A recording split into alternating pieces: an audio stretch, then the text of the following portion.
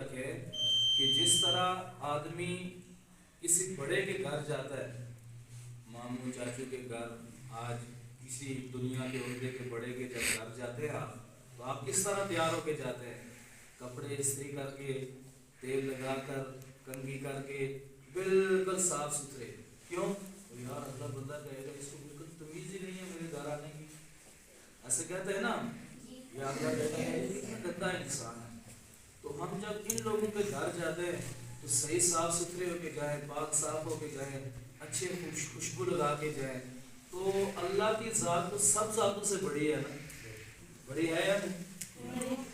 تو پھر جب ہم اللہ کے گھر میں آئیں تو ہمیں کیا چاہیے؟ یہ حضور صلی اللہ علیہ وسلم کی سنت بھی ہے، صاف لباس ہو، پاک لباس ہو، خوشبو لگا کر آپ مسجد میں آئیں. ٹھیک ہے؟ خوشبو لگا کر جب آپ مسجد میں آئیں گے تو آپ کو پھر کیا ہوگا؟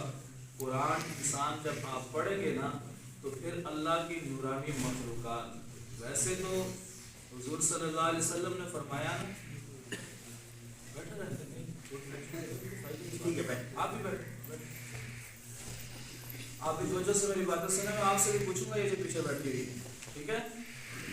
حضور صلی اللہ علیہ وسلم نے یہ جو فرمایا نا کہ پیاز کھا کے مسجد نہ جاؤ، آپ کے منہ سے بدبو آتی ہے، فرشتوں کو تکلیف ہوتی ہے، فرشتے پھر دور جاتے ہیں انسان سے. اسی طرح آپ جب آپ کے جسم سے لباس اگر صاف ستھرا نہیں ہوگا تو پھر آپ کے پاس فرشتے نہیں آئیں گے، فرشتے آپ کے پاس نہیں آئیں گے.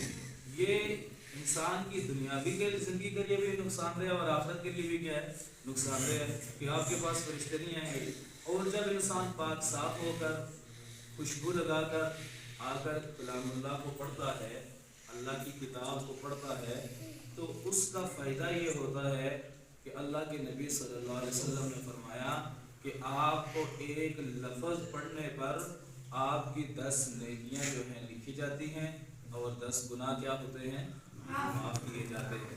اور پھر جب آپ قرآن کی تلاوت کر رہے ہوتے ہیں، میں اور آپ یہاں بیٹھے ہوئے ہیں، ہمارے گرد یہاں پر فرشتے کھڑے ہوئے ہیں جو ہمیں نظر نہیں آتے، لیکن وہ فرشتے ادھر ہمارے گرد کھڑے ہوئے.